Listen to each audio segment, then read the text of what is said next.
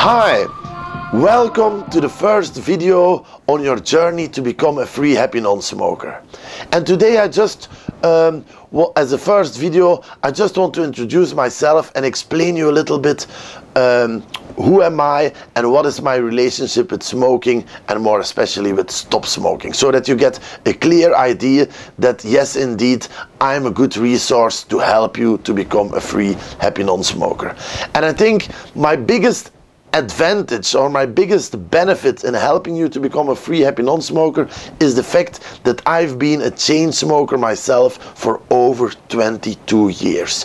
So every single thought, every single feeling that you might have about smoking, you can be sure of one thing: I felt the same feelings, and I've been thinking the same thoughts that you are probably thinking at this moment. Because I started smoking when I was 11 years old. I was in a very strict boarding school and smoking was completely forbidden.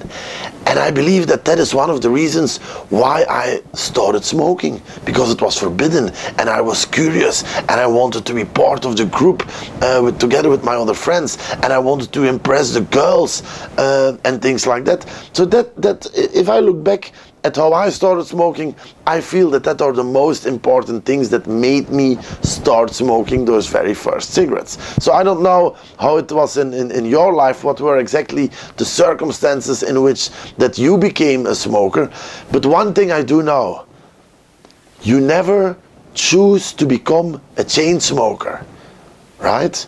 You just were curious about smoking and about a cigarette because your parents did it, your friends did it, and you wanted to belong to the group. You wanted to be part of the exciting new experience. But it was never a conscious choice of you in which you said, I'm gonna become a chain smoker. It didn't happen like that, right? It was out of curiosity, and because of the fact that it was forbidden, that you might have started smoking. Right? And in my case, I became a very fanatic smoker really quick. As you can see on the pictures that I will show you, I became a very big fan of the brand Marlboro, and I really started collecting every single thing I could find of Marlboro. I wanted to have it. I went to all the sport events. I went to all the open concerts where the girls of Marlboro were distributing all the promo stuff, and so that's how I started building my big collection of Marlboro, as you can see on the pictures.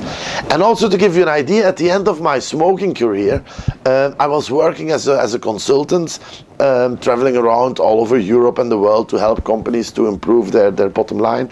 And just to give you an idea, at that time in my life, I was smoking about 2 to 3 packs of cigarettes a day.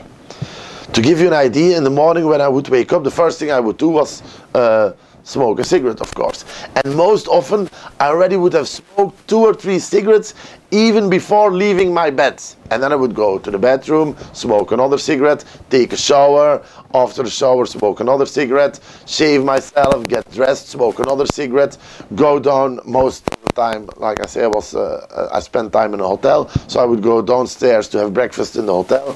And my breakfast, what was my breakfast? Most often it was 2-3 cigarettes and a can of Diet Coke or something like that. So then it was 7 o'clock in the morning and I already would have smoked 7 to 8 cigarettes. And like many smokers, from time to time, I also was thinking, oh Eric, wouldn't it be better to stop smoking because it's not good for your health and it costs so much money, and there's you hardly can smoke anymore in a restaurant or in bars. So wouldn't it be better if you just would stop smoking? And every time I came up with a question about stop smoking, I immediately had an answer ready, like, oh yeah, but Eric, you know, okay, it's not healthy, but you're still so young, you still have plenty of time to stop smoking. Or I said to myself, yeah, but it's not the right moment, it's not the right time at this moment. I'm on a difficult project, and after this project, or within this and 3 months, or within this and 6 months, you know. Do you recognize that within yourself? Because I still was planning on stopping one day, but not right now. Right now was not the right moment, right? Or I said to myself, yeah, but look in your family, your grandmother, she also smokes 2 packs of cigarettes a day, and she's 87 years old, so the health issue in our families, we don't suffer from those funny diseases and stuff like that. But in the end, what I discovered was the following. Every time I asked myself a question about the fact whether or not I was going to stop smoking, I started to fool myself. Every time I came up with so many excuses why I still had to continue for a little while. But then I realized I was just fooling myself. I was telling myself little stories. And why was I telling myself little stories? Because honestly, deep inside my heart, I was very afraid. I was afraid to stop smoking. I was afraid about all the things that were going to happen once that I would have stopped smoking. I really was afraid of that. And I come back to that in another video. We will go deeper into the fears and doubts that a smoker has when he is thinking about stop smoking. Because I can imagine that you too, from time to time, have doubts when you think about stop smoking. Maybe you are making the same excuses as I was making in the past when you were thinking about stop smoking, right? And so I discovered that I was fooling myself, and I said, Eric, this has to stop. And at that point in time, I asked myself a very simple question. And the question was exactly like this. I will still remember, I was at that point in time, I was on a project in Denmark, I was in Copenhagen, and I was sitting in my hotel, and I still see the moment where I asked myself that question. And the question was as follows. Eric, imagine you could stop smoking without any discomfort. If that would be possible, would you then immediately want to stop smoking? And I said, yes, of course. If that would be possible, of course I would like to stop smoking immediately. And I continued, I said, if that would be possible, I think that any smoker in the world would love to stop smoking immediately. And that was a very, very important answer that I gave to myself, because it was for the first time in my life that I answered to the question, Eric, do you want to stop smoking? Then I answered to that question with a very convincing yes, I want to stop smoking. On one condition.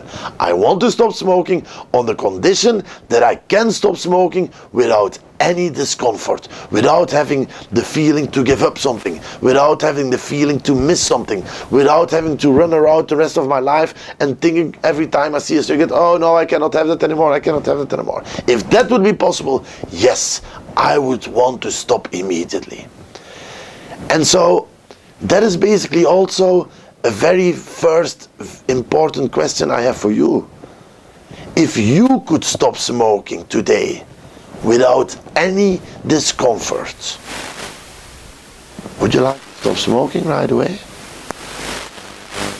And I cannot answer that question for you. The only person that can answer that question is you yourself.